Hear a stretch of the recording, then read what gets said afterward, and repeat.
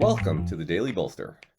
Each day we welcome transformational executives to share their real-world experiences and practical advice about scaling yourself, your team, and your business. Welcome to the Daily Bolster. I'm Matt Blumberg, co-founder and CEO of Bolster, and I'm here today with Seth Godin. Seth probably needs no introduction, but I'll make a short one anyway, which is that Seth Godin is one of the top business thought leaders of our generation. He's written over 20 books. He has a great blog. He has the Akimbo podcast.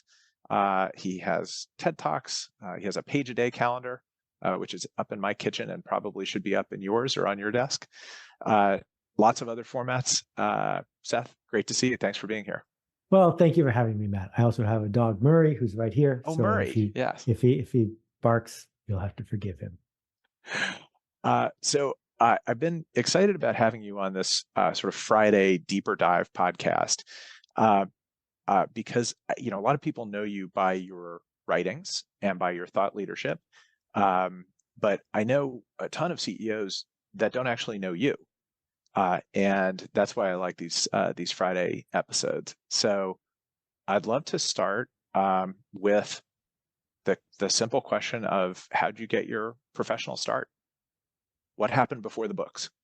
Well, so I hesitate to go into this usually because for most audiences, what people are looking for is a point of differentiation to let themselves off the hook, right? That we hear about Steve Jobs' tortured relationship with his absent dad. Oh, well, if only that had happened to me, then I could have started Apple Computer, whatever it is. But the people who are listening to this podcast are already on a roll. So I'm just going to go ahead and indulge everyone's ego and explain. I got my start as a professional in a canoe, 16 feet long in Algonquin Park, Canada, north of Toronto. I became a canoeing instructor in 1977 at the age of 17. I've taught thousands of people how to paddle a canoe. And in that moment of being face to face, a foot and a half away from someone who is dancing with fear, I decided I wanted to be a teacher. And I've been a teacher ever since. I've had so many lucky breaks along the way, including winning the parent lottery and the birthday lottery. But my first ostensibly professional job was working for David Cease and Bill Bowman at Spinnaker Software, where I launched at the age of 23 a line of science fiction adventure games. We invented illustrated text adventure games. I worked with Ray Bradbury and Michael Crichton and Arthur C. Clarke. And the people at Spinnaker, there were only 30 of us, went on to run some of the coolest brands in the world. I don't know what was in the water, but some very amazing things happened at Spinnaker. Hey, you're right. A lot of it is the lottery, starting with the parent lottery and the birthday lottery for a lot of people. Yeah. Tell me a little bit about the companies that you've started and led over the years. I know there's Yo-Yo-Dine, which is where you and I first met.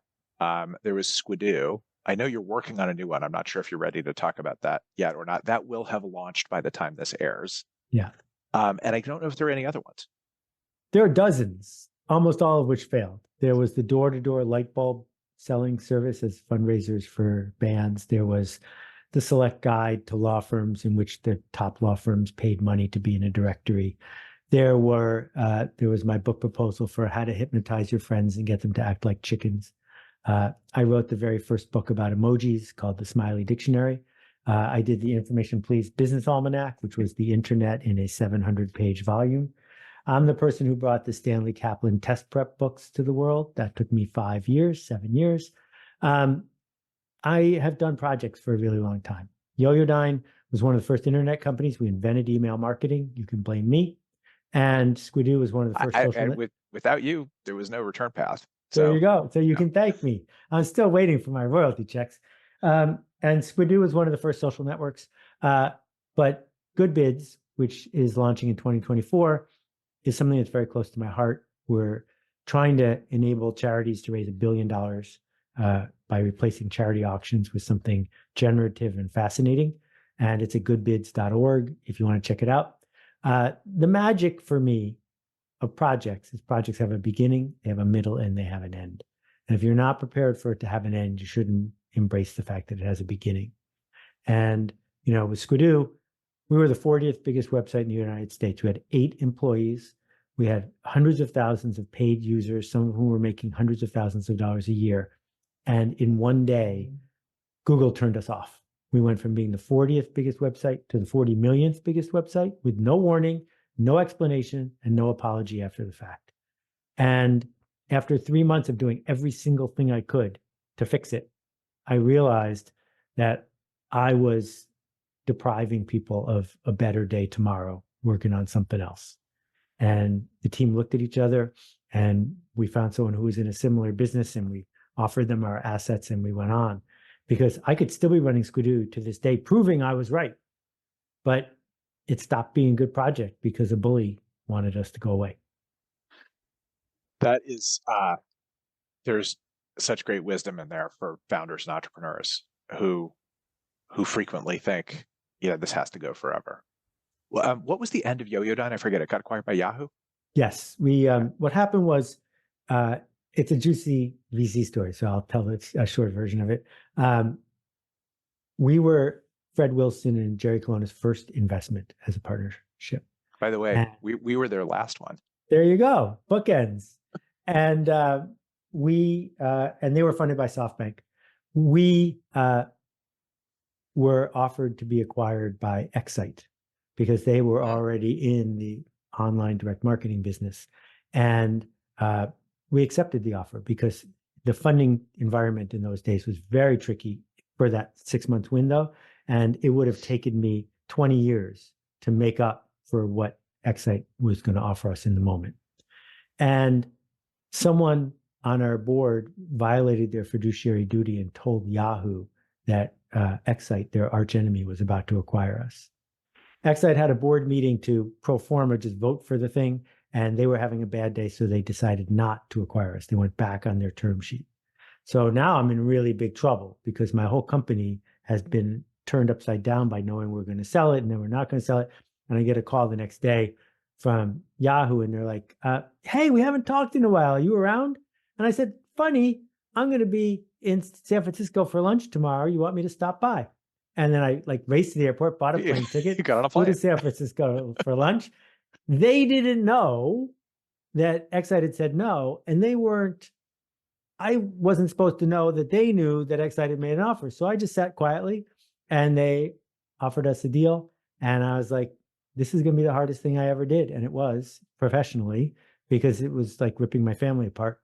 But I said yes, and went to Yahoo. There were only 5 VPs at the time. And within 2 months, they had shut down every single one of our product lines. And some of the key people I brought with me stayed for years and years and years. Michael Landau went on to start Drybar. Jerry Shefsky went off to make quite a ruckus. So from on the surface, it was exactly the right thing to do. But as I said, part of starting a company is it's going to end. And it almost never ends exactly the way you hope. Who was the Yahoo CEO? Was it still Jerry or was it Terry? No, Terry hadn't arrived. Terry arrived just as I was leaving. It was Jerry and Tim. And Tim, I forgot about Tim. Yeah. And so we got there, and meanwhile, they then bought broadcast.com for more than 100 times what they paid for my company, even though we were profitable and Cuban wasn't. That was my fault for being profitable. But I realized I could just invent these businesses that they were plugging into Yahoo way cheaper than Yahoo was buying them after they'd been invented. So I said, hey, Jerry, here's what I want to do. Cut my salary by 90%. Give me just 2 people. We'll go to a cheap office across the street, and we will bring you a business plan every 3 to 4 weeks that plugs right into what you're doing. And he turned to me and he said, Seth, that's a great idea. But if you did that, everyone else would want to do it too. So no. That's the worst reason I ever heard. But there you go. Let's move on to your I don't even know how to respond to that. Let's move on to your books. Okay. What of all the books, what's the best selling one in terms of numbers? Permission Marketing first, or one of the other ones? I think it's probably Purple Cow. Purple Cow is my second guess. Yeah. Followed by Linchpin and This Is Marketing. Okay. But what makes a book sell is different than what makes a book influential. And I have never organized my writing around how do I chop down as many trees as possible and sell as many copies as I can, because we know how to do that. And to my publisher's dismay, I don't want to. So you just answered my second question. So I'll get to that. My first one was, which is the best selling? And my second question was, which has been the most influential, or which is the one that you love the most? Well, those are totally different things. I think there's no doubt that permission marketing was the most influential in the sense that it created a $40 billion a year industry that wasn't there before I wrote that book. That's, if you're just going to measure a simple metric, you don't get to do that very often with a book. Yeah. In terms of which turned an industry inside out, Purple Cow, and then This Is Marketing sort of redefined marketing in a post-TV era. And I'm still pinch myself when I think about that. I mean, published it myself in a milk carton. It was a little cottage project when I began it. The ones I'm most proud of are Linchpin and What to Do When It's Your Turn. Because I haven't read What to Do When It's Your Turn. Oh, well, I will send you give a sentence about each of those, or a couple sentences about each. Linchpin. Well, I would. I don't see it here. Linchpin says, 15 years before AI, what are you going to do when you've made yourself the cog of all cogs in a system that doesn't need humans to be a cog? What are you going to do when, once we specify your job, we can find someone cheaper than you to do it? That the mindset of do what you're told and you'll get an A is over. And this was one of the first books that put a peg in the sand and said, no. We have to figure out how to become indispensable by being human, not by doing what we're told. And two books that have never been published by, quote, real publishers are Stop Stealing Dreams, which you can read for free at stopstealingdreams.com, which is a manifesto about education, which is sort of a follow-up to Linchpin, and What to Do When It's Your Turn, which I illustrated and laid out myself and self-published it, but you can find it on print on demand to this day.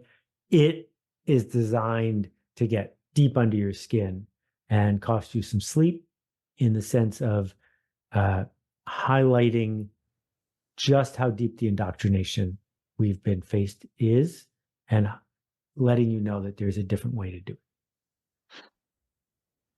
Let's talk for a second about your most recent book, which is actually what prompted us to reconnect, Song of Significance. That book probably spoke to me as much as any book since Purple Cow. Talk about that for a second. Well, I think it says a lot about you that it resonated. I think it's the kind of CEO and founder that you are. The book is about the fact that life is short, the planet is changing.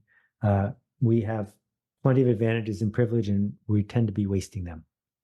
What is the point?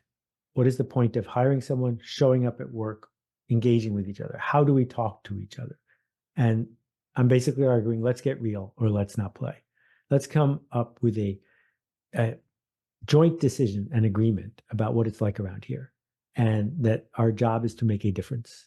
That doesn't mean that we have to execute or deliver less. It means we need to do it in the spirit of human activity, not embracing the nonsense that Milton Friedman said about maximizing short-term shareholder value. That what we get is 2,000 hours a year, 800,000 hours, or however the math works out, 80,000 hours a lifetime.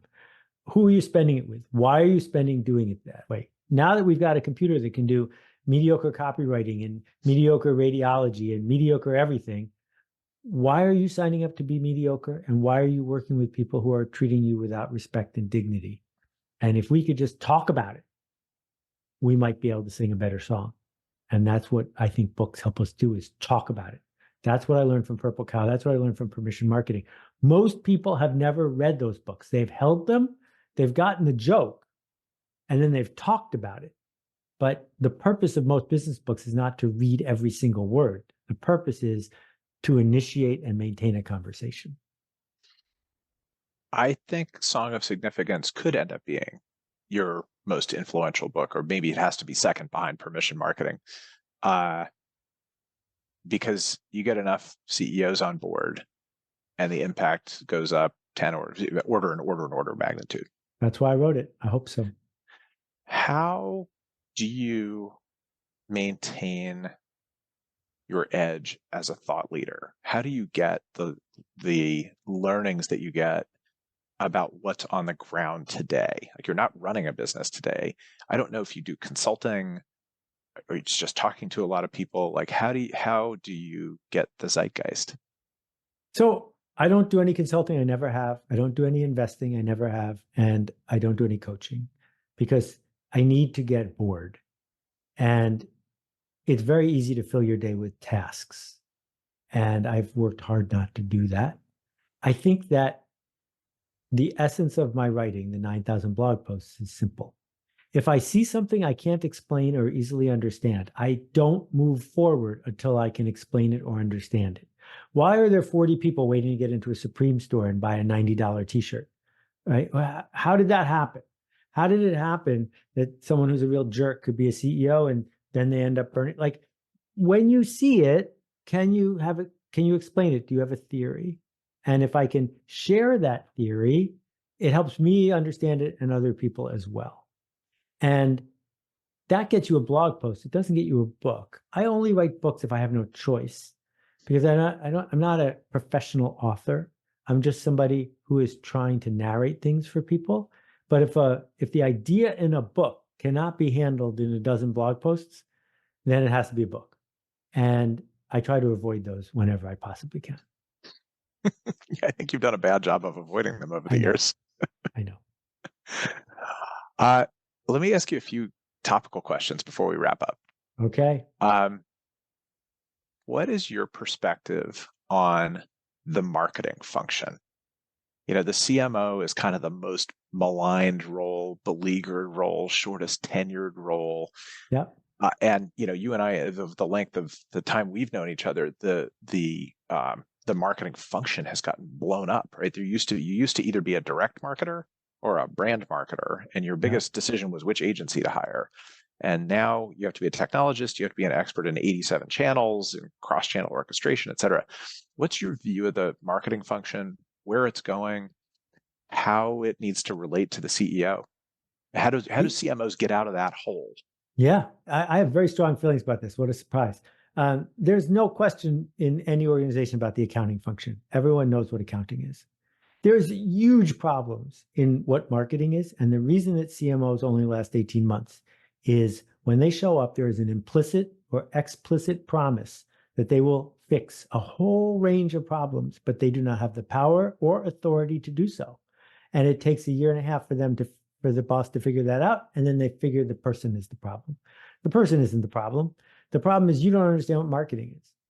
Marketing is what you make, how you make it, the side effects of it, the pricing of it, how it changes the people in the audience. Every single person in the organization works for marketing, because marketing is the thing that touches the market.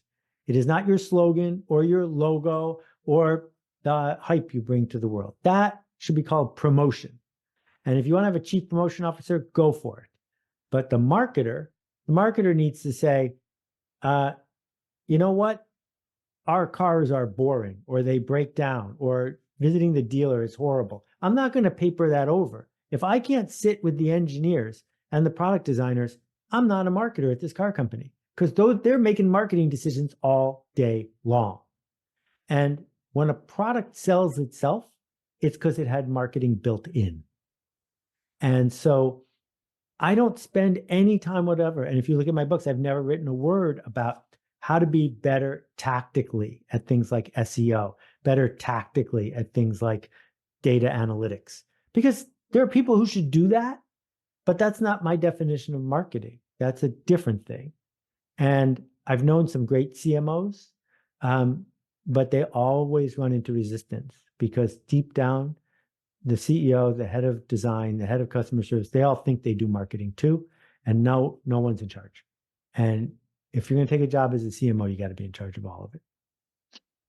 So how does that work practically, right? Customer service is kind of its own discipline. Product is its own discipline. But why? I mean, they all report to accounting. And if accounting says you're spending too much time on buying mink-lined telephones, they can't do it anymore, right? So what I'm arguing is the metrics that the marketer needs to bring to the job need to be appropriate and useful and actionable. And everyone who touches any of those metrics has to report to them. And so what I want to understand is you just made a decision to move our call center to a place that is timing every call, breaking promises, et cetera. You just screwed up the marketing of this corporation. You have to answer to me because I'm responsible for that. And that's missing from a lot of organizations, even the legendary ones like Apple and Google, both of whom have messed up in the last 3 years dramatically on the marketing front, because and Amazon times 10, because they're just burning trust. They're burning the benefit of the doubt. It took them decades to earn to make their stock price go up in the short run, and it will always come back to haunt them. A colleague of mine used to talk about needing to make marketing the nose, not the tail. I love that. And I think so many CEOs are just focused on the orchestration of the tactics as opposed to putting it at the front of strategy. Yeah. And the other thing about, your logo is lovely, and I'm guessing that you approved it. You have no business approving your logo. That's promo. That's like trivial.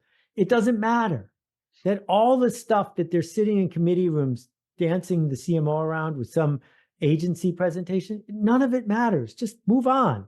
We need to have substantial conversations about the game theory, the scarcity, the affiliation, the status roles, these conceptual things that I write about in This Is Marketing. That's what marketing is. All right. 2 more questions. Okay. Talk to me about AI. What is your outlook for business or humanity as we see AI and all of its good and bad and not ugly, but weird show up? Charles Babbage was talking to the King of Sardinia in 1840. And the king said to him, what good is the telegraph going to be? Why would anyone need to send a message that quickly? And 18 years later, everything was different. It only took 20 years. AI is a bigger change to our world since anything except electricity. And people don't talk about it enough. They're not using it enough. They don't understand it enough. If you're a mediocre radiologist, there is now AI that can read a wrist X-ray better, faster, cheaper than you. Changes everything. One career after another. The same way the steam shovel made ditch digging not really a career. So the transformational power is huge in ways that I can't even begin to wrap my arms around. But I know that we're not spending nearly enough time looking straight at it. We're just looking at the convenient, gimmicky stuff that it's doing right now. From a humanity point of view, no one lives forever. Everyone dies. We're all going to die. We might die from an AI apocalypse. We might die from a flood caused by carbon. And we might die in our bed at 104 years old. I don't know. But we ought to do things in the meantime that weave together possibility, fairness, opportunity. And AI opens some of those doors. And for the people who are working to make it safer, I'm in favor. But for people who just want to pretend it doesn't exist, I don't understand that. All right. Last question. Okay. Our audience is mostly CEOs, founders. The last 20 minutes have been packed with actionable advice for them. But if you had to give one piece of advice to CEOs, your best and final, what would it be? I'm gonna use my privilege to say I have 2. You can have 2. You could even have more than 2. The first one is the day you took venture funding is the day you agreed to sell your company. So stop denying that that's the case and start planning for it. Number 2, which goes with that a little bit, is you only get this project once, and you should treat people the way you'd like to be treated. The ends don't justify the means, and it's not personal. You signed up to have a business. You are part of it, and so are other people. But don't treat them like business. Treat them like people, because that's who they are. And there's only one out of every, 20 million people on this earth who get to do what you're doing. You could do it more humanely, more kindly, more thoughtfully than you are. But we get so distracted with things that are easy to measure, we forget to focus on the things that are worth measuring. Seth Godin, thank you so much for joining me. This was a great conversation. Super fun. Thank you, Matt. Good to see you.